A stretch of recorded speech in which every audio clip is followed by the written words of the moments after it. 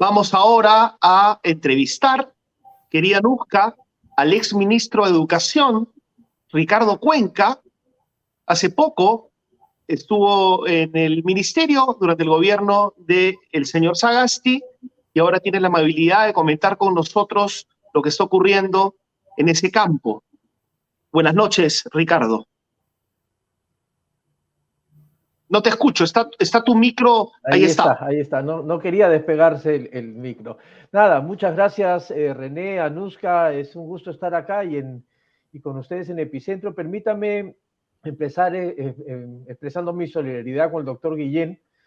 Yo creo que lo que le ha sucedido es una expresión, una vez más, una expresión de aquello que en el país considero que es el principal problema y es la imposibilidad de diálogo, ¿no? La imposibilidad de construir un diálogo y reemplazarlo por la confrontación permanentemente, ¿no? Y esto porque creo que nos hemos inventado la idea que la única salida es un consenso y eso no es verdad. Se puede llegar a acuerdos con discrepancias. Tito Flores Galindo decía que discrepar también es una forma de acercarse y yo creo que eso debería ser parte del cambio que debemos tener. Y lo otro es que hemos aprendido muy rápidamente, aunque la herencia puede ser muchísimo más antigua, que el otro diferente es inaceptable que sea diferente, ¿no es cierto? Porque tenemos que estar más bien estandarizados, porque eso es la única manera de sentir que avanzamos. Y yo creo que con estos problemas, reemplazar el diálogo por la confrontación y no reconocer al otro, no vamos a poder avanzar como sociedad, ¿no? Y por eso es que la educación es importante, porque termina siendo uno de los instrumentos más importantes para construir democracia. Esto es democracia, y es fundamental que avancemos reconociendo las diferencias para conseguir objetivos comunes, ¿no? Perdón, pero escuchando al doctor Guillén y a ustedes, sigo peleando por lo que siempre creo, que hay que buscar formas de diálogo, no de confrontación y de reconocimiento del otro. Ahora sí quedo atento. Siéntase como en su casa, siéntese como en su casa. A raíz de lo que está diciendo sobre la educación, yo quisiera saber qué tanto se enseña a los niños de primaria y secundaria el tema del conflicto armado interno, ¿no? Porque me da la sensación que se pasa muy por encima o que ni se menciona, ¿no? Sí, es un tema sumamente complejo, Nuska. Primero porque desde la aparición del informe de la Comisión de la Verdad y su recomendación de que sea incluido como parte de los insumos, de las fuentes para poder desarrollar este sistema de historia reciente en el país, ha habido, producto de esta polarización permanente que vivimos, un asedio permanente cada vez que se ha querido incorporar esto. Y no solo de ahora, sino de muchos años atrás. Yo recordaba hoy en la tarde que en el 2008 la congresista Cabanillas le interpone una demanda al ex viceministro Wexler dentro de su propio gobierno porque consideraba que los textos escolares que se habían impreso en el ministerio hacían apología al terrorismo. Y se formó una comisión de la cual yo formé parte para determinar si efectivamente lo había o no. Y efectivamente no lo había, pero es verdad que siempre ha estado el asedio y creo que además pasan dos cosas puntuales. Una primera es que reclaman que la única fuente de información sea el informe de la Comisión de la Verdad. Felizmente han aparecido otras fuentes que se incorporan, informes y textos escritos, por ejemplo, por miembros de las Fuerzas Armadas para poder generar una capacidad crítica en los estudiantes. Pero lo segundo es que muchos maestros no están muy preparados para hacerlo porque muchos de ellos, sobre todo en las zonas rurales del país, han sido víctimas del terrorismo, han sido víctimas de este conflicto y por lo tanto no se ha procesado completamente a nivel pedagógico el asunto para los maestros, ¿no? Independientemente de los temas mayores, que es que no hemos terminado de elaborar efectivamente el duelo después de este episodio atroz del terrorismo, De hecho, como en el cuento de García Márquez, no se sabe qué hacer con el cuerpo de Abimael, forma parte de no se sabe cómo haber procesado el duelo, ¿no? Claro, claro, Ricardo, interesante. Antes de preguntarte algo respecto a las nuevas políticas en tu campo, ¿cuál es la diferencia entre consenso y acuerdo? Que el acuerdo admite disensos, cuando se tiene claro cuál es el objetivo superior. Por ejemplo, el acuerdo es que tenemos que construir ciudadanía para defender la democracia, no solo la electoral, la que es cada 5 años, sino la democracia cotidiana, la del día al día, la que respeta, la que no le insulta al doctor Guillén por ir a comprar pan en la noche a su casa. Y eso de allí es un acuerdo que se toma, y ese acuerdo puede tener disensos en la manera como se hace o consensos en la manera que se hace. Entonces, lo que pasa es que hay una idea, creo yo, equivocada, medio fantasiosa, de pensar que el consenso es lo mismo que el acuerdo, y no necesariamente es así. Buen punto para la dialéctica, para la discusión sobre estos temas. Ahora sí, entro a tu campo, que lo dejaste bien, ¿no? Según la crítica, las encuestas, los expertos.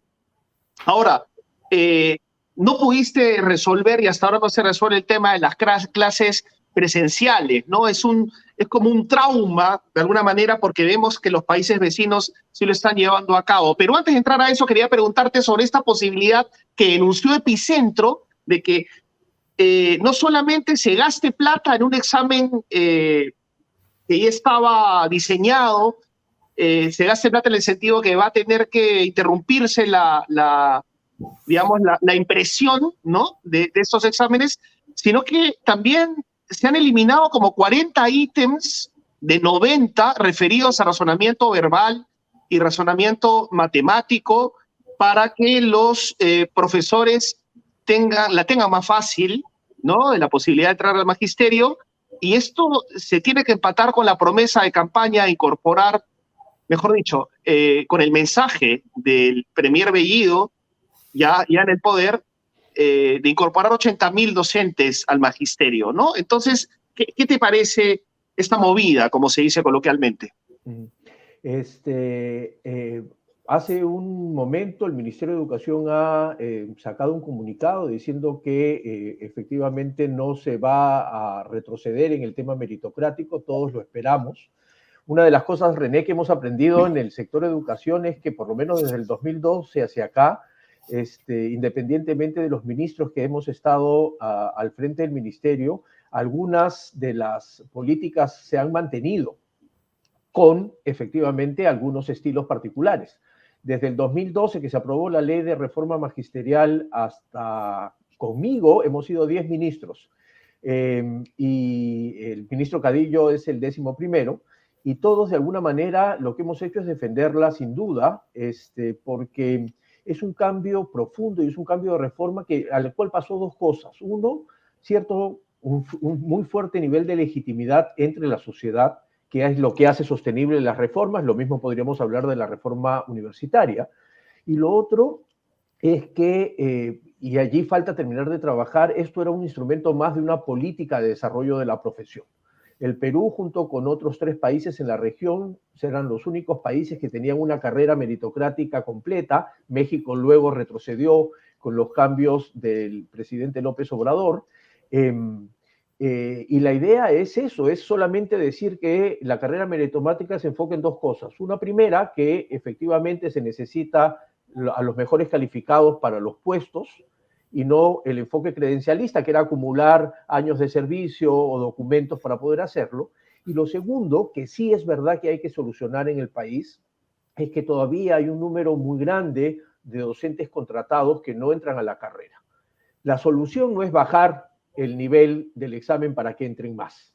Es acompañarlos con más formación inicial, con mayor formación en servicio, tratar de poner esto como un instrumento de desarrollo profesional más complejo, más grande, para que no renunciemos a la meritocracia, pero también ayudemos a incorporar a los docentes que se necesitan y no pueden estar contratados. Fíjate que nosotros no logramos hacerlo porque por el tiempo, a pesar de que hablando de diálogo fue posible sacar algunas cosas con el Congreso anterior, a pesar de que no teníamos bancada y éramos un gobierno de transición, de, por ejemplo, presentar una propuesta y era a todos estos docentes, que recordarán eran estos docentes que estaban fuera, los docentes interinos y querían hacer que ingresen directamente. Nuestro planteamiento fue: no renuncien al examen, preséntese al examen, pero vamos a reconocer parte de su experiencia dentro del puntaje porque efectivamente han trabajado durante mucho tiempo y el Estado peruano les permitió trabajar sin título. Esos son los puntos que hay que hacer para mejorar el asunto, pero no para bajarles. Entonces, confío finalmente que en el comunicado de hoy del Ministerio sigamos avanzando en el tema meritocrático. Ahora, es complicado eso, o sea, es fácil decirlo, el Ministerio puede hacer una declaración de buenas intenciones, pero lo concreto es que Pedro Castillo, el presidente, nace de una huelga sindical magisterial. Nada más asumir el cargo, la presidencia, se legaliza o se autoriza a que el FENATEP se constituya como sindicato. Tiene 12, Perú Libre tiene 12 congresistas que son maestros, con su propio decálogo y con sus propias intenciones y sus propias demandas. ¿Cómo cree que va a ser esta relación con el magisterio dadas estas circunstancias y teniendo en cuenta que maestros hay más de 4 millones y si lo multiplicamos por las familias que están ahí, dan cerca de 4 millones de personas que se pueden bajar a un presidente y a un ministro y a quien haga falta? Entonces, ¿cómo cree que va a ser esta relación? Hacer mucha política, Nuzca. Es decir, las relaciones con los sindicatos son relaciones fundamentalmente políticas y si se piensa que la educación, es solamente una cuestión técnica, pedagógica, no vamos a avanzar mucho en general, ¿no? Entonces, hay que sentarse a conversar, hay que sentarse a dialogar, hay que sentarse a buscar puntos de encuentro, porque a eso no podemos renunciar, porque si no se vuelve la jungla esto, ¿no es cierto? Y la idea es tratar de avanzar en ir teniendo algunos de estos acuerdos. Entonces, yo mismo me reuní antes de dejar el ministerio con algunos congresistas electos de varias bancadas, entre ellas la de Perú Libre. Por supuesto que habían profesores que tenían unas posiciones muy duras respecto a algunos otros temas, pero también es posible que se pudo establecer un diálogo. Entonces yo creo que resulta fundamental hacer mucha política en el mejor sentido de la palabra para poder enfrentar esta situación que desde el año 72 no pasaba en el país, en el que se unificaron los sindicatos para formar el SUTEP, ¿no? Entonces, ojalá se puedan sentar todos a conversar y a tratar de sacar adelante políticas docentes y políticas educativas para que lo que hemos avanzado en educación y que todavía nos falta mucho no se caiga, ¿no? Claro, porque bajar la calidad de los docentes o bajar la exigencia de los exámenes, eso no conduce a nada. Ese es el populismo del perdigonazo, ¿cierto? Eso sirve para tener las aguas calmadas un tiempo, pero perjudica a toda una sociedad, ¿no? El bien común. Es como lo que pasa en el Congreso ahora, que quieren hacer la contrarreforma política. En fin, perjudica. Sí. O sea, digamos, el esfuerzo es porque los procesos meritocráticos no se caigan. La meritocracia tiene dos grandes dimensiones. Una primera que es muy discutible, en la que se cree que el mérito de las personas te acomoda en la estructura social de una manera diferente. Es decir, yo creo que estudio y por el solo hecho de estudiar puedo ascender o moverme en la sociedad de alguna otra manera e ingresar al mercado como si no hubiesen otro tipo de barreras. Esa de ahí es más discutible porque, digamos, es mucho más compleja. Pero la que no es aquella que tiene que ver con los procedimientos. Es decir, para que una persona efectivamente pueda demostrar que es la mejor persona para un puesto y sobre todo un puesto tan importante como el de ser maestro de aula, maestra de aula, efectivamente hay que seguir por este camino meritocrático sin renunciarlo. Entonces, pasan tres cosas para terminar. Uno, lo que acaban de decir, efectivamente se afecta el proceso de calidad de enseñanza y de aprendizaje, o se podría afectar. Uno segundo es que se afecta la reforma más integral respecto de los docentes, que incluía carrera, formación, evaluación, incentivos, situación de bienestar, reconocimiento social, un paquete mucho más completo. Pero lo tercero es que sería un terrible mensaje para la construcción de políticas públicas de este país.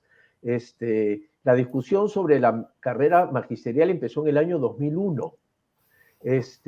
Por diversas razones no se presentó hasta el 2007 una propuesta de ley durante el gobierno de Alan García, se implementó parcialmente esa nueva ley y con el gobierno de Humala y la dirección del ministerio de Patricia Salas se logró aprobar esta ley y se hizo durante todo el tiempo con algo que no podemos renunciar y es hacer de la manera más profesional posible las políticas públicas en el país. Me gustaría hacerle una última pregunta para que ya René cierre con las preguntas que él considere. Dos cosas. Se ha criticado, y eso se ha estado escuchando en el Congreso las últimas semanas, que durante el gobierno de Francisco Sagasti, en el que usted fue ministro de Educación, no se aprovechó ese tiempo de parón, digamos, de educación virtual para arreglar los colegios más pobres, más que no tienen ni agua potable. ¿Se trabajó todo lo que se pudo en esa situación? No solo se trabajó todo lo que se pudo, sino que por más que hayamos hecho inclusive más que eso, no iba a mostrarse la real dimensión. La brecha de infraestructura, Anuska, René, es de 100.000 millones de soles. Si vamos al ritmo en el que vamos, en 32 años esa brecha de infraestructura se va a cerrar. Y esto significa no solo más presupuesto, sino significa empezar a buscar alternativas que ya se buscaron durante gestiones anteriores, asociaciones público-privadas, obras por impuesto, que no han dado todos los frutos que se hubiesen para ayudar al Estado a la construcción. Y entonces tenemos más presupuesto del Estado Nacional, instrumentos para avanzar y, en tercer lugar, hacer que los gobiernos regionales puedan efectivamente avanzar con sus propios presupuestos para poder construir. Hay ejemplos muy exitosos en algunas regiones en donde se ha podido avanzar. Pero lo último y probablemente lo más claro es que hay que tener la decisión de hacerlo allí donde haya mayor necesidad inmediata. Nosotros, y lo digo con mucha alegría, pudimos avanzar con la dotación de agua y desagüe a 152 colegios en Lima Metropolitana que no tenían agua y desagüe. Y se pudo avanzar esos 152 porque había una troncal de agua y alcantarillado cerca y se pudo hacer. Nos quedaron el 5%, que eran alrededor de 75 colegios en el que no tenían una red cercana. En Lima, entonces, nada más en Lima. Solo en Lima. Entonces, imagínate eso de allí, ese esfuerzo que implicaba miles de millones de soles, no termina ni mostrando la gravedad del asunto por enormes cantidad de años, 20 o 30 años de poca preocupación por condiciones básicas como la infraestructura, ¿no? Ricardo, para terminar, porque ya nos vence el tiempo aún en el mundo digital, el tiempo se acaba. ¿Qué reflexión respecto a la inquietud que hay, a la perturbación, porque es una perturbación de muchos padres de familia, de varias clases sociales, principalmente las más pudientes, pero respecto al tema presencial, ¿no? De los alumnos. Sí, muy corto.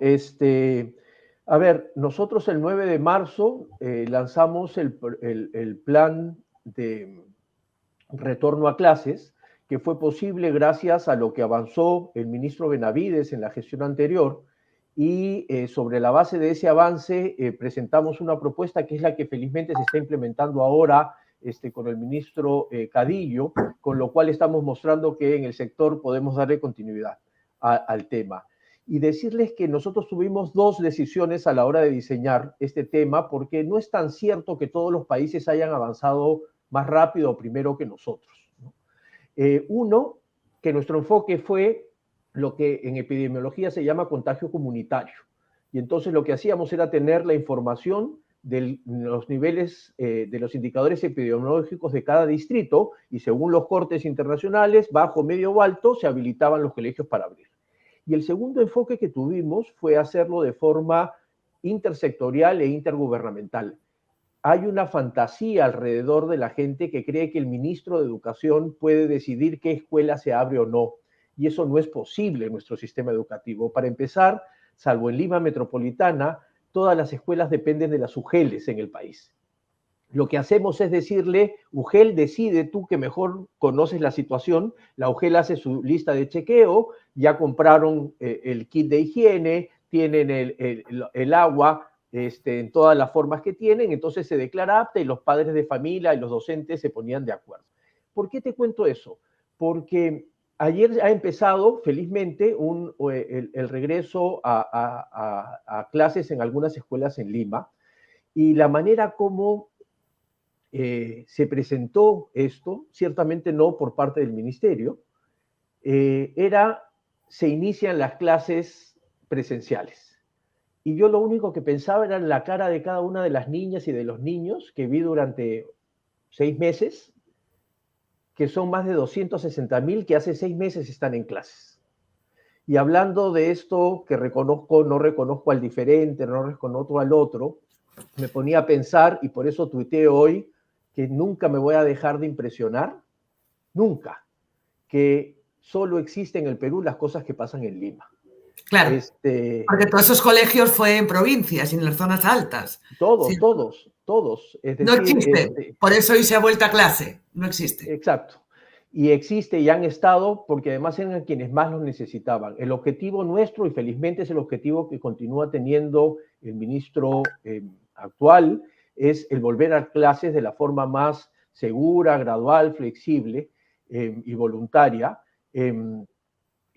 Si se siguen respetando los protocolos de apertura y de cierre, las burbujas internacionales, la cosa puede ir bien. Recuerden que el semestre pasado, de las 36 semanas que duró el gobierno de transición, alrededor de 18 estuvimos en segunda ola, y aún así se pudo abrir algunas clases porque los indicadores lo permitían. Entonces, una vez más, es posible hacerlo si ponemos acuerdos y objetivos principales por delante, pero solo avisarles que hasta julio del año pasado teníamos más de 200,000 niñas y niños de las escuelas rurales ahí siendo a clases presenciales.